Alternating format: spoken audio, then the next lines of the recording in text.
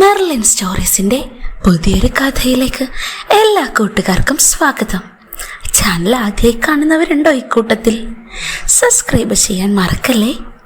കഥ ഇഷ്ടപ്പെട്ടാൽ തീർച്ചയായും എനിക്കൊരു ലൈക്കും തരണം. അപ്പോൾ ഒരമ്മയുടെയും മോൻ്റെയും കഥ കേട്ടാലോ ഇന്ന്? ഉഷാറല്ലേ എല്ലാവരും? പക്ഷേ ഇത് സ്വന്തം അമ്മയല്ല കേട്ടോ, അവൻ്റെ രണ്ടാനമ്മയാണ്. രണ്ടാനമ്മയും ആ മോനും കൂടെ എന്തൊക്കെ കുസൃതികൾ ഒപ്പിച്ചിട്ടുണ്ടാവുന്ന ഒന്ന് കേട്ടു നോക്കാം. രാവിലെ ലേറ്റായിട്ട് മുഴങ്ങിയ എൻ്റെ ഫോണിൽ അലാറം കേട്ടാ ഞാനും അമ്മയും ഉറക്കത്തിൽ നിന്ന് എഴുന്നേറ്റേ. പെട്ടെന്ന് തന്നെ അമ്മ ഡ്രസ്സൊക്കെ എടുത്തിട്ട് റെഡിയായി. ഞാനും പുതച്ചൊക്കെ മൂടി അങ്ങ് കിടന്നു. ശരിക്കും പറഞ്ഞാൽ ഇതിൻ്റെ ആദ്യ ഭാഗം കേൾക്കണ്ടേ നിങ്ങൾക്ക്? എൻ്റെ പേര് റോഷൻ, വീട്ടിൽ ചന്തു എന്ന് വിളിക്കും. പഠിത്തം കഴിഞ്ഞാൽ ഞാൻ എപ്പോഴും ഫ്രണ്ട്സിൻ്റെ കൂടെ ക്രിക്കറ്റ് കളി, നന്നായി ജിമ്മിലൊക്കെ പോയി വർക്കൗട്ടൊക്കെ ചെയ്യുന്ന ഒരാളാണ്. ഇപ്പോൾ ഈയിടെയായിട്ട് കൂട്ടുകാരുടെ കൂടിയിട്ട് കുറച്ച് കുസൃതികളൊക്കെ ഉണ്ട്. പുസ്തകം വായിക്കലും വീഡിയോ കാണലൊക്കെയായി. എനിക്കിപ്പോൾ ഏതാണ്ടൊക്കെ കാര്യങ്ങളെക്കുറിച്ച് ഏകദേശ ധാരണയൊക്കെ കിട്ടി. ഇനി എല്ലാവരെയും പോലെ എങ്ങനെയെങ്കിലും ആ ആഗ്രഹങ്ങളൊക്കെ നടത്തിയെടുക്കാനുള്ള ആഗ്രഹമൊക്കെ മനസ്സിൽ വെച്ചാ ജീവിക്കുന്നേ. പിന്നെ ഞാൻ നല്ല സുന്ദരനാട്ടോ. അച്ഛൻ്റെ പേര് മനോജ്. ചെറിയ ഡ്രസ് ഹോൾസ്റ്റെയിൽ ബിസിനസ്സൊക്കെ ആയിരുന്നു അച്ഛന്. അമ്മ ചെറുപ്പത്തിലേ മരിച്ചു പോയതാ. അമ്മയെ എനിക്ക് ഓർമ്മ പോലുമില്ല. അതിനുശേഷം ഒരുപാട് വർഷങ്ങൾ കഴിഞ്ഞ അച്ഛൻ എൻ്റെ രണ്ടാനമ്മയെ, അതായത് രേഖ എന്നാണ് അമ്മയുടെ പേര്, വിവാഹം കഴിക്കുന്നത്. എനിക്ക് സ്വന്തം പോലെ ആയിരുന്നു രേഖമ്മ. അച്ഛന് 56 വയസ്സും രണ്ടാനമ്മയ്ക്ക് ഇപ്പോൾ 51 വയസ്സുമുണ്ട്. രേഖമ്മയുടെ ശരീരം ഞാൻ എപ്പോഴും വർണ്ണിക്കാം നിങ്ങൾക്ക് പിന്നീട് കേട്ടോ. കാര്യമായിട്ട് അതൊക്കെ കേൾക്കണം. അതിനും വേണ്ടുമുണ്ട്. നിങ്ങൾ കേട്ട് കഴിയുമ്പോൾ മത്തടിച്ചിരുന്നു പോവും. അങ്ങനത്തെ ഫിഗറാണ് പുള്ളിക്കാരി. അച്ഛൻ്റെ ഈ വിവാഹം കഴിയുമ്പോൾ എനിക്ക് 18 വയസ്സായിരുന്നു. അമ്മയെ പേര് കൂട്ടി രേഖമ്മയെന്ന് അങ്ങനെ ഞാൻ വിളിച്ചു പോന്നു. അമ്മയ്ക്കും ഞാൻ അങ്ങനെ വിളിക്കുന്നത് തന്നെയായിരുന്നു ഇഷ്ടം. അച്ഛനും അമ്മയും എന്നോട് വളരെ ഫ്രണ്ട്ലി ആയിരുന്നു. അതുമാത്രല്ല, ആ പ്രായത്തിലും അവർക്ക് എന്താ റൊമാൻസ് എന്നറിയോ? അവരിൽ നല്ല ലൈഫായതുകൊണ്ട് ഞാനും ഹാപ്പി. രേഖമ്മയ്ക്ക് എന്നോട് എല്ലാ കാര്യത്തിലും നല്ല ശ്രദ്ധയുണ്ടായിരുന്നു. സ്വന്തം മോനെ പോലെ തന്നെ. എനിക്കും അമ്മയോട് അങ്ങനെ തന്നെ. ഞങ്ങൾ നല്ല ഓപ്പണായി എല്ലാം സംസാരിക്കും. അമ്മയില്ലാത്ത കുറവൊന്നും രേഖമ്മ എന്നെ അറിയിക്കാൻ നോക്കിയിട്ടില്ല. രണ്ടുപേരും ചെറിയ കുട്ടിയെപ്പോലെ എന്നെ നോക്കും. അവരുടെ കൂടെ കിടന്ന് ഉറങ്ങാറുണ്ട് ഞാൻ രാത്രി. അങ്ങനെ പറഞ്ഞാൽ നിങ്ങൾ വിശ്വസിക്കുമോ? ഒന്നിനും ഒരു കുറവില്ലാത്ത സമയം. അച്ഛൻ്റെ ബിസിനസ് അടിപൊളിയായിരുന്നു. അതുകൊണ്ട് അമ്മയെ ഹെൽപ്പ് ചെയ്തൊക്കെ പോന്നു. ഒരു പഞ്ഞവുമില്ലാതെ ലാവിഷായി തന്നെ ജീവിക്കും. ഇടയ്ക്കൊക്കെ ഒന്ന് ബീച്ചിൽ കറങ്ങാനോ സിനിമയ്ക്കൊക്കെ പോയി അങ്ങനെ ആസ്വദിച്ച് തന്നെയാണ് ആ ജീവിതം പോയിക്കൊണ്ടിരുന്നത്. ഒരു ദിവസം ഒരു ഞായറാഴ്ച ഒരു കല്യാണ ഫംഗ്ഷൻ കഴിഞ്ഞ് പുറത്തൊക്കെ പോയി ഞങ്ങൾ തിരിച്ചെത്തി. അച്ഛൻ ആ കല്യാണ വീട്ടിൽ നിന്ന് അത്യാവശ്യം മദ്യപിച്ചിരുന്നു. ആൾക്ക് കുറച്ചൊക്കെ ഈ ഒക്കേഷനിൽ മദ്യപിക്കുന്നത് ഇഷ്ടാ. അമ്മയ്ക്കും അതിന് എതിർപ്പൊന്നുമില്ല. അമ്മയും അത്യാവശ്യം ഓപ്പൺ മൈൻഡ് ആയതുകൊണ്ട് അച്ഛൻ്റെ ആ ഇഷ്ടങ്ങളൊക്കെ കണ്ടറിഞ്ഞു പോന്നു. കുറച്ച് ലേറ്റായിട്ടാണ് വീട്ടിലെത്തിയേ. ഫ്രഷായി കിടക്കാനുള്ള തയ്യാറെടുപ്പുകൾ തുടങ്ങി. അച്ഛൻ മദ്യപിച്ചു കഴിഞ്ഞാൽ എന്നെ രേഖമ്മയും ഇരട്ടിയായി സ്നേഹിക്കും. നിങ്ങൾക്കിപ്പോൾ ചിലരെയൊക്കെ ഓർമ്മ ഒന്നില്ലേ? മദ്യപിച്ചാൽ ചിലരങ്ങനെയാണല്ലേ? ഇവിടെയും ഈ മനോജച്ഛൻ അങ്ങനെ തന്നെ. ഞാൻ കുളിച്ചു വന്നതും അച്ഛൻ എന്നെയും അവരുടെ റൂമിലേക്ക് വിളിച്ചു. അവരുടെ കൂടെ കിടക്കാനായി പറയുന്നേ. അമ്മയും പറഞ്ഞു, നീ വാ, നമുക്ക് ഒന്നിച്ചുറങ്ങാം. എനിക്ക് അവരുടെ അടുത്ത് കിടക്കുന്നതിൽ ഒരു പ്രശ്നവുമില്ല. എൻ്റെ പ്രായത്തിൻ്റെതായിട്ടുള്ള ഒരു ബുദ്ധിമുട്ടും അവർക്കില്ലെങ്കിൽ പിന്നെ എനിക്കെന്താണ്? ഞാനങ്ങനെ ബെഡിൻ്റെ ഒരു സൈഡിൽ കിടന്നു, അച്ഛൻ മറ്റേ സൈഡിലും. നടുക്ക് രേഖമ്മയും കിടന്നു. ലൈറ്റൊക്കെ ഓഫാക്കി ഏതാണ്ട് ചെറിയ രീതിയിൽ ഉറക്കം പിടിച്ചു തുടങ്ങി. മദ്യത്തിൻ്റെ ലഹരിയിലായതുകൊണ്ട് അച്ഛൻ നല്ല ഉഷാറായിരുന്നു. ഇടയ്ക്കിടയ്ക്ക് അവിടെയും ഇവിടെയുമൊക്കെയായി അമ്മയെ നന്നായി നുള്ളുന്നും പിച്ചുന്നുമൊക്കെ ഉണ്ട്. അമ്മ ഇടയ്ക്ക് വാണിങ് കൊടുക്കും, മര്യാദയ്ക്ക് കിടക്ക നിങ്ങൾ, മോൻ അടുത്തുള്ളതാ എന്നൊക്കെ. അമ്മ എന്നെ ഒരു ചെറിയ കുട്ടിയെ പോലെ ഇടയ്ക്ക് കെട്ടിപ്പിടിച്ചു. മുടിയിലൊക്കെ തലോടി. ആ സമയമൊന്നും എനിക്ക് രേഖമ്മയോട് ഒരു തരത്തിലുള്ള വികാരങ്ങളും തോന്നിയിരുന്നില്ല. അതിനിടയിൽ കുറെ സമയം കഴിഞ്ഞു. ഞാൻ ഏതാണ്ട് ഉറക്കത്തിലായിരിക്കുന്ന സമയം. 2 മണിക്കൂർ കഴിഞ്ഞിട്ടുണ്ട്. രേഖമ്മയുടെ ഒരു മൂളൽ കേട്ടാ ഞാൻ കണ്ണു തുറക്കുന്നേ. പുതപ്പിനുള്ളിലായതുകൊണ്ട് ഞാൻ കണ്ണു തുറന്നതൊന്നും ആരും അറിയുന്നില്ല. നല്ല ഉറക്കം പോലെ അനങ്ങാതെ അങ്ങനെ കിടന്നു ഞാൻ. ഇടയ്ക്ക് രേഖമ്മ പറയുന്നുണ്ട്, പയ്യൻ അടുത്തുണ്ടേട്ടാ, അവൻ എഴുന്നേൽക്കും. അതൊന്നും അച്ഛൻ കാര്യാക്കുന്നതേ ഇല്ല. എടി, ഇന്ന് നിന്നെ ഞാൻ നന്നായൊന്ന് മേയുന്നുണ്ട്. ആ നൈറ്റിയൊക്കെ അങ്ങോട്ട് കളഞ്ഞേ. ആ സമയം ഞാൻ പതിയെ പുതപ്പൊന്ന് കണ്ണിന്റെ ഭാഗത്തേക്ക് താഴ്ത്തി. ഒരു 0 വോൾട്ട് ലൈറ്റ് ഉണ്ട്, മഞ്ഞ വെളിച്ചം. അതുകൊണ്ട് നന്നായിട്ടൊന്നും കാണാൻ പറ്റുന്നില്ല. എങ്കിലും അവർ ചെയ്യുന്നത് വ്യക്തമാവുന്നുണ്ടായിരുന്നു. പുതപ്പ് താഴ്ത്തിയത് ഒന്നും അവർ ശ്രദ്ധിച്ചിട്ടേയില്ല. അപ്പോഴാണ് ഞാൻ കുറച്ച് താഴെയായി അമ്മ എന്താ ചെയ്യുന്നതെന്ന് നോക്കുന്നേ. അതാ അമ്മ അച്ഛനെ താലോലിച്ചുകൊണ്ടിരിക്കുകയാണ്. നന്നായി, അച്ഛൻ വെറുതെ അല്ല ഇങ്ങനെ ഓരോന്ന് പുലമ്പിക്കൊണ്ടിരിക്കുന്നേ. അത് കണ്ടപ്പോൾ തന്നെ എനിക്ക് വല്ലാത്തൊരു തരിപ്പ് തുടങ്ങി. ശരീരം മുഴുവൻ രോമാഞ്ചം, രക്തയോട്ടം ചൂട് പിടിക്കുന്നത് ഞാൻ അറിഞ്ഞു. ഞാൻ അവരറിയാതെ കുറെ നേരം ശ്രദ്ധിച്ചു. അതിനിടയിൽ അച്ഛൻ്റെയും അമ്മയുടെയും ഓരോ സിൽക്കാര ശബ്ദമൊക്കെ എനിക്ക് നല്ല ഉഷാറായി തന്നോണ്ടിരുന്നു. പിന്നെ അമ്മ ഇടയ്ക്ക് എൻ്റെ സൈഡിലേക്ക് നോക്കുന്നുണ്ട്. പെട്ടെന്ന് തന്നെ ആ സമയം ഞാൻ കണ്ണടച്ച് കിടക്കും. ഒരു കണക്കിന് ലൈറ്റ് ഇല്ലാത്തത് നന്നായി. അതുകൊണ്ടല്ലേ എനിക്കിങ്ങനെ നോക്കാൻ പറ്റുന്നേ. കുറച്ചധികം നേരം രണ്ടാളും അങ്ങോട്ടും ഇങ്ങോട്ടും ഓരോന്നൊക്കെ ചെയ്യുന്നുണ്ട്. പരസ്പരം ആ ചുണ്ടുകളൊക്കെ വലിച്ചും കെട്ടിമറിഞ്ഞുമൊക്കെ. എനിക്ക് നാണം വന്നുപോയി. ഈ പ്രായത്തിലും അച്ഛനും അമ്മ എന്തൊരിതാണ്. കാണാൻ കിട്ടിയതിൻ്റെ ഭാഗ്യം. ശരിക്കും പറഞ്ഞാൽ എൻ്റെ പൗരുഷത്തിന് എത്ര ഇരട്ടി വലിപ്പം വെച്ചെന്നോ. ഞാൻ ഒരനങ്ങാതെ തന്നെ കയ്യിലെ കൊടുത്ത് ചുരുട്ടിക്കിടന്നു. താഴെ ശരിക്കും ഒന്നുമില്ല. വീട്ടിലങ്ങനെയാ, പ്രത്യേകിച്ച് ഉറങ്ങാൻ പോകുമ്പോൾ. ഇപ്പൊ തന്നെ അതൊക്കെ ചാടി പുറത്തു വരുമോ എന്ന് പേടിച്ചു. ഞാനതുകൊണ്ട് ഒന്നുകൂടി നന്നായി പുതച്ചു കിടന്നു. കുറെ നേരം കഴിയുമ്പോഴേക്കും രേഖമ്മ വല്ലാത്ത ഭ്രാന്തിയെ പോലെയാണിപ്പോൾ അച്ഛൻ്റെ അടുത്ത് ഓരോന്ന് കാണിച്ചുകൊണ്ടിരിക്കുന്നേ. കൺട്രോൾ പോകുന്ന അവസ്ഥയായി എനിക്ക്. കുറെ കഴിയുമ്പോഴേക്കും അച്ഛൻ്റെ കയ്യിലേതാ കാറ്റിൽ പറക്കുന്നു. പിന്നീട് ഞാൻ അത് എങ്ങനെയുണ്ടെന്ന് നോക്കി. കുറച്ച് എന്നെക്കാളും കുറച്ച് കുറവായിരിക്കും. അച്ഛനപ്പോ അമ്മയെ നിർബന്ധിച്ച് ഓരോന്ന് ചെയ്യിക്കുന്നുണ്ട്. പയ്യനുണ്ടെന്ന് പറഞ്ഞിട്ടാണ് അമ്മ ചെയ്യാതിരിക്കുന്നത് കേട്ടോ, അല്ലാതെ ആഗ്രഹമില്ലാഞ്ഞിട്ടല്ല. അവനിനി രാവിലെ എണീക്കൂ, നീ ഇങ്ങോട്ട് വന്നേ മോളെ. അച്ഛനമ്മയും മോളെന്നൊക്കെ വിളിക്കുന്നത് ഞാൻ ആദ്യമായിട്ട് കേൾക്കുക.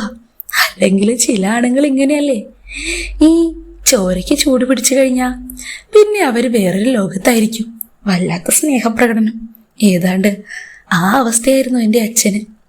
അച്ഛനിപ്പോ അമ്മയെ കൊണ്ട് ഓരോന്ന് ആസ്വദിപ്പിച്ച് ചെയ്യിക്കുന്നുണ്ട്. അമ്മയാണെങ്കിൽ പരമാവധി വിഴുങ്ങി തന്നെ ചെയ്യുന്നുമുണ്ട്. കൊള്ളാം, നന്നായിട്ടുണ്ട്. രണ്ടാളും കൂടി കണ്ട് ആസ്വദിച്ചു കൊണ്ടിരിക്കുകയാണ് ഇപ്പൊ ഞാൻ. അതിനിടയില് അച്ഛൻ ഇപ്പൊ തന്നെ രേഖമ്മയെ വെച്ച് പണിയുമെന്ന് ഞാൻ ഓർത്തു. പക്ഷേ അല്ലാട്ടോ, അച്ഛൻ നല്ല എക്സ്ട്രാ പവറിലാണ്. എന്താണ്, ഉള്ളിലെ മദ്യം തന്നെ കാരണം. കുറെ നേരം അച്ഛൻ ഓരോ ചിത്രങ്ങളൊക്കെ വരച്ചിങ്ങനെ കിടന്നു. അത് കഴിഞ്ഞ് അടുത്തത് എന്താണെന്ന് ആകാംക്ഷയോടെ കാത്തിരിക്കുമ്പോൾ എനിക്ക് മനസ്സിലായി, ഇപ്പോ ആ നൈറ്റിയൊക്കെ അങ്ങോട്ട് പോകുമെന്ന്. കാണേണ്ട കാഴ്ച, എന്ത് രസം.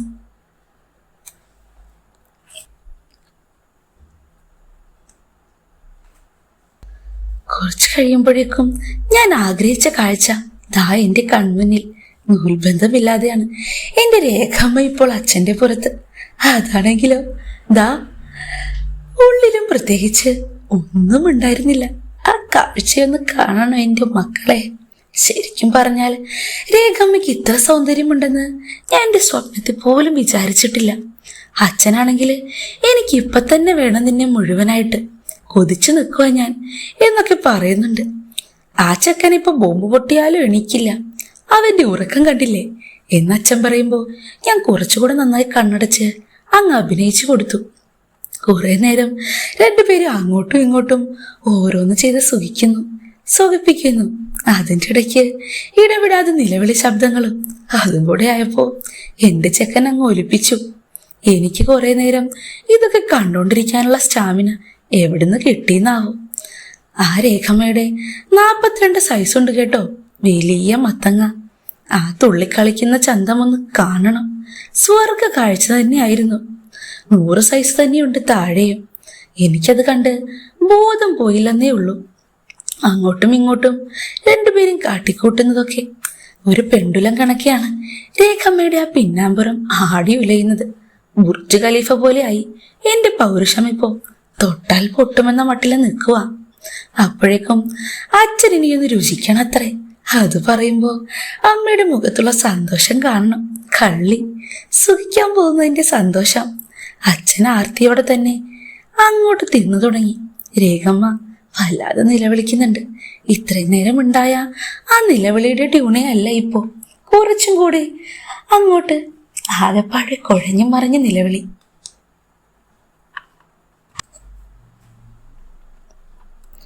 കുറെ കഴിയുമ്പോഴേക്കും രണ്ടുപേരും കൂടി പരിപാടി തുടങ്ങി. അവരുടെ ആ താളം ഞാൻ ആസ്വദിച്ച് കണ്ടോണ്ടിരുന്നു. രേഖമ്മയ്ക്ക് ഏതായാലും ഇതിലൊക്കെ നല്ല ആഗ്രഹവും കൊതിയുണ്ടെന്ന് അപ്പോഴാണ് ഞാൻ മനസ്സിലാക്കിയത്. അല്ലെങ്കിൽ പിന്നെ ഈ പാതിരാത്രിയും ഉറക്കമിളച്ച് ഇങ്ങനെയൊക്കെ നിൽക്കില്ലല്ലോ ഒരിക്കലും രണ്ടുപേരും. അച്ഛൻ്റെ എല്ലാ വേണ്ടരുതാനത്തിനും രേഖമ്മ സപ്പോർട്ട് നിൽക്കുന്നുണ്ട്. കുറെ കഴിയുമ്പോഴേക്കും അവസാനം ലാപ്പാണെന്ന് എനിക്ക് മനസ്സിലായി. അച്ഛനിൽ നിന്നും രേഖമ്മയിൽ നിന്നും ശബ്ദം ഉയരുന്നുണ്ട്. ഞാൻ ശ്രദ്ധയോടെ നോക്കി. അതാ എനിക്ക് മനസ്സിലായി, ആ ഡാം പൊട്ടി. അങ്ങനെ തന്നെ സന്തോഷം കൊണ്ട് രണ്ടുപേരും മലർന്നു കിടന്നു. വല്ലാത്ത കിതപ്പോടെ ശ്വാസം എടുക്കുന്നുണ്ട്. കുറച്ചു കഴിയുമ്പോഴേക്കും അച്ഛൻ കയ്യിലെടുത്ത് മുറുക്കി കൊടുത്തു. അമ്മ എൻ്റെ അടുത്തേക്ക് വന്ന് എൻ്റെ ദേഹത്തേക്ക് ചാഞ്ഞു കിടക്കുക. ഈ സമയത്തില് ഉറക്കത്തിൽ എന്ന പോലെ ഞാനൊന്ന് ഞെളിഞ്ഞു കിടന്നു. അപ്പോഴേക്കും രേഖമ്മ ഞാൻ ഉണർന്നാലോ എന്ന് വിചാരിച്ചാവും ചാടി എഴുന്നേറ്റ് ഡ്രസ്സൊക്കെ നേരെയാക്കി കിടന്നു. പിറ്റേന്ന് രേഖമ്മ അടുക്കളയിൽ ഓരോ പണിയിലാണ്. എനിക്ക് നല്ല സന്തോഷമായി.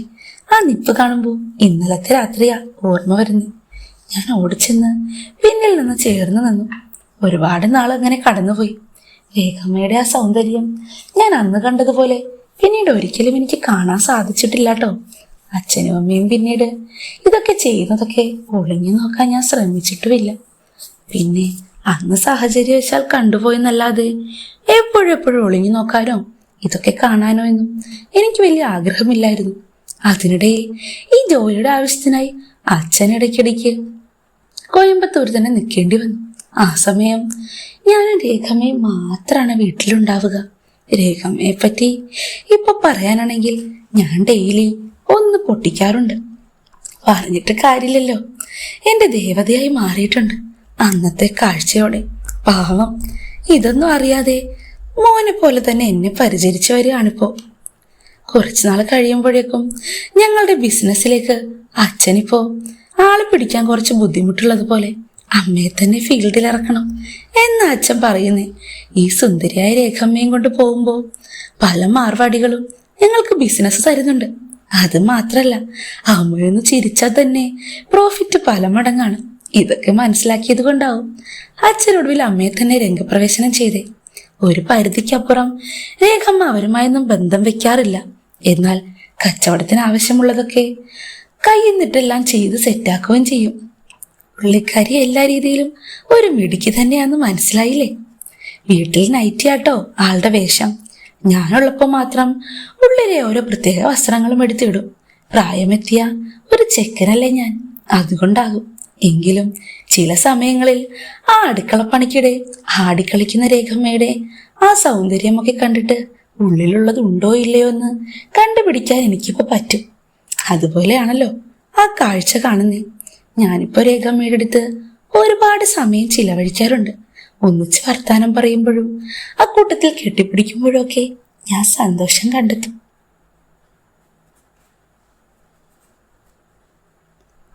അതിനിടയില് ഞങ്ങൾക്കൊരിക്കല് കോയമ്പത്തൂര് അച്ഛൻ്റെ അടുത്ത് നിന്ന് മാറി ഒരിക്കൽ ബാംഗ്ലൂർ വരെ പോകേണ്ടി വന്നു. അവിടെയാണെങ്കിൽ അങ്ങനെ രേഖമ്മ ഒറ്റയ്ക്ക് പോവാറില്ല. അച്ഛനാണെങ്കിൽ എൻ്റെ കൂടെയാണ് പോവാൻ പറയുന്നത്. ഒരു റൂമൊക്കെ എടുത്ത് 2-3 ദിവസം സ്റ്റേ ചെയ്യേണ്ടി വരും. എൻ്റെ നെഞ്ച് പടപടാ ഇടിച്ചു. ഞാൻ ആഗ്രഹിച്ച് കാത്തിരുന്ന നിമിഷം ഇനി ഈ സാഹചര്യത്തിലാണോ വരാൻ പോകുന്നത് എന്റെ മനസ്സിൽ എനിക്ക് എന്തൊക്കെയോ വിലപ്പെട്ടത് ഈ യാത്രയിൽ കിട്ടുമെന്ന് പറയുന്നൊരു തോന്നൽ. സാരമില്ല, ഇനിയിപ്പോ ഒന്നും നടന്നില്ലെങ്കിലും വേണ്ടില്ല, അമ്മയെ കുറച്ചു ദിവസം അടുത്ത് തന്നെ കിട്ടുമല്ലോ. അപ്പൊ പിന്നെ ആ ത്രില്ലിലായിരുന്നു ഞാൻ. ട്രെയിനൊക്കെ ബുക്ക് ചെയ്തു. ഞങ്ങൾ യാത്ര പുറപ്പെട്ടു. നല്ല മോഡേൺ ചുരിദാറായിരുന്നു രേഖമ്മയുടെ വേഷം. ഒരു ഷോർട്സും ടീഷർട്ടും ആയിരുന്നു എന്റെ വേഷം. ആ ട്രെയിൻ യാത്രയിൽ രേഖമ്മയെ ഞാൻ നന്നായി ശ്രദ്ധിച്ചു. കാരണം ആ ചെറിയ യാത്രയിലാണെങ്കിൽ പോലും അവിടെയുള്ള ഓരോ ആൾക്കാരൊക്കെ കാണുമ്പോൾ അമ്മയെ നോക്കി വെള്ളമറക്കുന്ന കാഴ്ചയൊന്നും കാണേണ്ടതാ. എനിക്കാണെങ്കിൽ അതൊക്കെ കാണുമ്പോൾ ഒന്നും കൂടി ഉഷാറാവും. രേഖമ്മയ്ക്ക് പ്രത്യേകിച്ച് ഒരു കൂസലും ഇല്ലാട്ടോ. അങ്ങനെ ബുധനാഴ്ച രാവിലെ ആയപ്പോഴത്തേക്കും ഞങ്ങൾ അവിടെ എത്തി. ട്രെയിൻ ഇറങ്ങി. ഫ്രഷ് ആവാനൊരു ഹോട്ടലെടുത്തു. കുളിയെല്ലാം കഴിഞ്ഞ് ഭക്ഷണമൊക്കെ കഴിച്ചു. ഞങ്ങൾ അടുത്തുള്ള മാർക്കറ്റിൽ പോയി. വിലപേശലൊക്കെ അതിന്റെ മുറയ്ക്ക് നടന്നു. വലിയൊരു സ്റ്റോക്ക് തന്നെ ഒപ്പിച്ചു. അവർ തന്നെ വണ്ടിയൊക്കെ സെറ്റ് ചെയ്ത് തരാമെന്ന് പറഞ്ഞപ്പോൾ ഞങ്ങൾക്ക് ആശ്വാസമായി. തിരിച്ചു പോകാൻ ഒരു ദിവസം കൂടി ഇവിടെ നിന്ന് കറങ്ങിയിട്ടൊക്കെ മതിയല്ലോ എന്ന് ചോദിച്ചപ്പോൾ രേഖമ്മ ഓക്കെയും പറഞ്ഞു. അന്ന് രാത്രി തങ്ങാനുള്ള ഹോട്ടൽ നോട്ടമായിരുന്നു. പിന്നീട്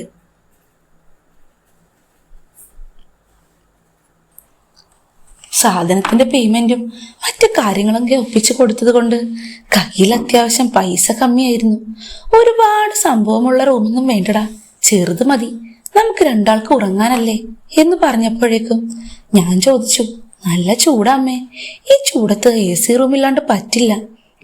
നീ നോക്ക്, ചെറിയ പൈസക്ക് കിട്ടുമെന്നൊക്കെ. അങ്ങനെ ഞാൻ ഒരു റൂം എടുത്തു. AC റൂമാണ്, പക്ഷെ ഭയങ്കര ചെറുതാ. ഒരു സിംഗിൾ കുഞ്ഞു റൂമില് ഒരു ചെറിയ ബെഡ് മാത്രം. വേറെ റൂം നോക്കണോ അമ്മേ? അത് കണ്ടപ്പോഴേക്കും ഞാൻ ചോദിച്ചു, വേണ്ട മോനെ, കുഴപ്പമൊന്നുമില്ല, ഇത് മതി. നാളെ നമുക്ക് വേണമെങ്കിൽ കുറച്ചും കൂടി നല്ലത് നോക്കാം. ശരി, ചൂടാണ് കേട്ടോ. അമ്മ മുകളിൽ കിടന്നോളൂ, ഞാൻ താഴെ കിടക്കാം. കേരളത്തിന്റെ അത്രയും ചൂടില്ലായിരുന്നെങ്കിലും അവിടെ എന്തോ എനിക്ക് ഹ്യൂമിഡിറ്റി ഉള്ളത് കൊണ്ടാണോ ഒരു അസ്വസ്ഥതയുണ്ടായിരുന്നു. നന്നായി കുളിച്ചു വാങ്ങി, അപ്പോ അതൊക്കെ മാറും എന്ന് പറഞ്ഞു. പണ്ട് ഗൾഫിലായിരുന്നപ്പോൾ അച്ഛൻ കൊണ്ടുവന്ന് കൊടുത്തിരുന്ന നല്ല സൂപ്പർ നൈറ്റികളുണ്ട്, നൈറ്റ് ഡ്രസ്. അതിലൊന്ന് അമ്മ ഇത്രയും കാലമായി സൂക്ഷിച്ചു വെച്ചിട്ടുണ്ടായിരുന്നു. അതാ അതും ഇട്ടുകൊണ്ട് പുറത്തേക്ക് വരുന്നു. എനിക്കത് കണ്ടപ്പോ തന്നെ എന്റെ സകല കൺട്രോളും പോയി. ഞാനാണെങ്കിൽ കുളി കഴിഞ്ഞ് ഷോർട്സ് മാത്രം ഇട്ടു. പ്രത്യേകിച്ച് ഉള്ളിലൊന്നും വേണ്ട, അമ്മ കാണുന്നെങ്കിൽ കണ്ടോട്ടെ എന്ന് ഞാൻ വിചാരിച്ചു. കുറച്ച് കഴിയുമ്പോഴേക്കും ആ കുളിയും കഴിഞ്ഞ് ആവന്നിങ്ങനെ മലർന്നു കിടന്നു. എന്റെ ആ കിടത്തം കണ്ടപ്പോ അമ്മ പറഞ്ഞു, ഒന്ന് ചെരിഞ്ഞു കിടക്കട്ടോ, ഞാൻ ഈ സൈഡിൽ കിടക്കാം. എങ്കിലങ്ങനെ ആയിക്കോട്ടെ. എന്റെ സൈഡിൽ അമ്മ ഇങ്ങനെ ചെരിഞ്ഞു കിടന്നു.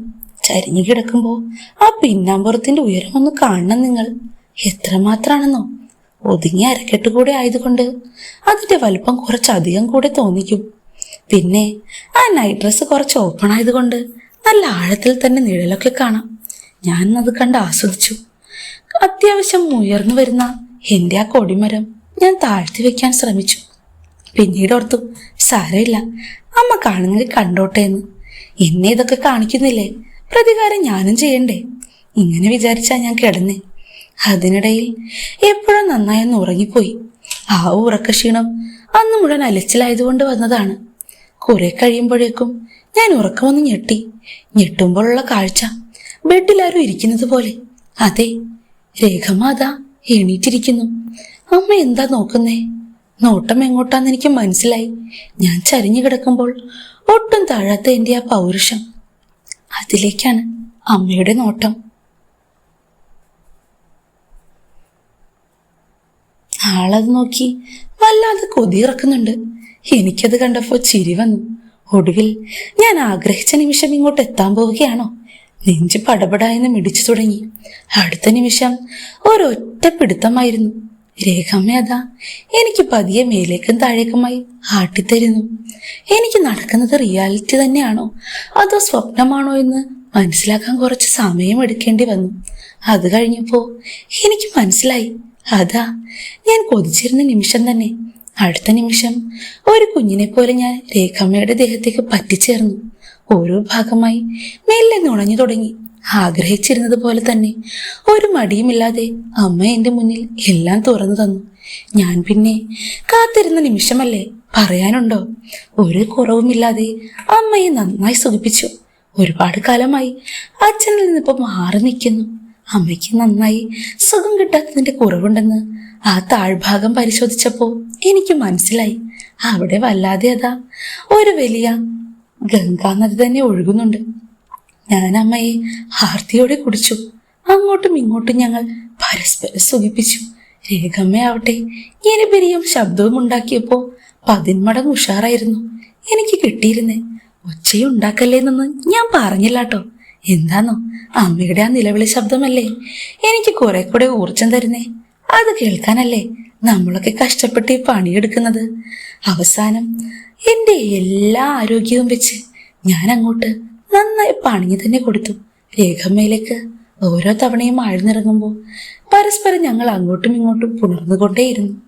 കുറെ സമയം കഴിയുമ്പോഴേക്കും അതാ എന്റെ ആ കരുത്തുറ്റ ശരീരത്തിന്റെ ആ പരിപാടി കൊണ്ട് രേഖമ്മയിലേക്ക് അവസാനം ഞാൻ നിറയൊഴിച്ചു. ഉഗ്ര സ്ഫോടനം നടന്നു. പുള്ളിക്കാരിക്കും എനിക്ക് തൊട്ടു മുന്നേ തന്നെ 1 or 2 വട്ടം ആ സ്ഫോടനം നടന്നുവെന്ന് മനസ്സിലായി. അതുപോലെയാണ് വിറച്ചു തുള്ളി നിലവിളിച്ചുകൊണ്ടിരുന്നത്. കുറച്ചു കഴിയുമ്പോഴേക്കും വല്ലാതെ കിതച്ചുകൊണ്ട് ഞാൻ ബെഡിലേക്ക് മലർന്നു വീണു. രേഖമ്മയും കിതപ്പോടെ ഉയർന്നു താഴ്ന്ന ആ ഭംഗി നോക്കി ഞാൻ കിടന്നു. എന്താടാ, നിനക്ക് നോക്കി കൊതിച്ചിട്ട് മതിയാവുന്നില്ലേ ചന്തു? ഇല്ല, ഈ സൗന്ദര്യം കണ്ടാൽ എങ്ങനെ മതിയാവാനാ? എന്റെ ദേഹത്തേക്ക് അമ്മയൊന്ന് ചാഞ്ഞു കിടന്നു. അച്ഛനിതൊന്നും അറിയരുതട്ടോ. ഇല്ല, എന്റെ പൊന്ന് രേഖമ്മയാണ് സത്യം. ഇതൊന്നും അറിയില്ല. രേഖമ്മയുടെ തലയിൽ തൊട്ട് ഞാൻ സത്യം ചെയ്തു. അല്ലെങ്കിലും അമ്മയ്ക്ക് ഒരു കുറവും കൊടുക്കാത്ത അച്ഛൻ മോന്റെ ഒപ്പം ശരിക്കും പറഞ്ഞാൽ ആഗ്രഹം അടക്കാൻ പറ്റാതെ ഇങ്ങനെയൊക്കെ ചെയ്തു എന്നറിഞ്ഞാൽ പാവത്തിന്റെ ചങ്ക് തകർന്നു പോകും. എങ്കിലും എന്നോടുള്ള സ്നേഹവും വിശ്വാസവും കൊണ്ടാണല്ലോ രേഖമ്മ ഇതിനൊക്കെ മുതിർന്നത്. അത് കാത്തു സൂക്ഷിക്കേണ്ടതപ്പോ എന്റെ ഉത്തരവാദിത്തമാ. അമ്മയ്ക്ക് എന്നെ വിശ്വസിക്കാട്ടോ. ഞാൻ പറഞ്ഞപ്പോഴേക്കും നാണം കൊണ്ട് രേഖമ്മയുടെ മുഖം ഒന്നുകൂടി കുതിർന്നു. കെട്ടിപ്പിടിച്ചന്ന് ഞങ്ങൾ ഉറങ്ങി. പിറ്റേ ദിവസം രാവിലെ ആയിരുന്നു പ്രശ്നം. എന്തൊരു ചമ്മലായിരുന്നെന്നോ അങ്ങോട്ടും ഇങ്ങോട്ടും മുഖം നോക്കാൻ. പക്ഷേ അതൊരു തുടക്കമായിരുന്നു. ഞങ്ങളുടെ ചമ്മലില്ലാത്ത ദിവസങ്ങൾ പിന്നാലെ വരുന്നതേ ഉണ്ടായിരുന്നുള്ളൂ. രേഖമ്മയുടെയും ചന്ദ്രന്റെയും കഥ നിങ്ങൾക്ക് ഇഷ്ടപ്പെട്ടോ? ഇഷ്ടപ്പെട്ടാൽ തീർച്ചയായും ലൈക്ക് ചെയ്യണം കേട്ടോ. ഒരു കമന്റും കൂടി ഇട്ടേക്കണം. അപ്പൊ പിന്നെ അടുത്ത ദിവസം സൂപ്പർ കഥയുമായി ഞാൻ വീണ്ടും വരാമേ. Bye bye dears.